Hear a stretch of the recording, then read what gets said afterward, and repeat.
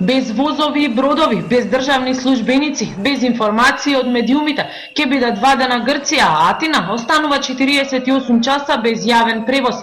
Грчката влада експресно одлучи реформите во пензиското и здравствено осигурување да се гласаат за време на викендот, а синдикатите уште поекспресно одговорија со 48 часовен штрајк за денес и утре, но останува и веќе закажаниот за во недела, кога со задоцнување од една седмица ќе се одбележи денот на трудот.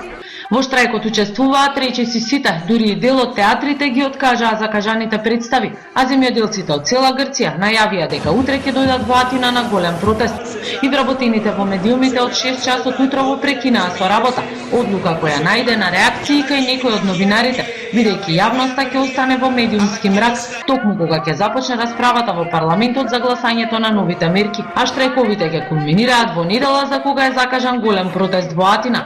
Грчката влада во пресрет на состанокот на Еврогрупата сака новиот пакет мерки во висина од 5,4 милијарди евра да добие зелено светло од грчкиот парламент за грчкиот министер за финансии да има силно оружје на состанокот во понеделник.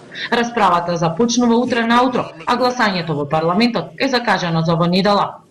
За вестите на Канал 5 од Атина, Сања Ристовска.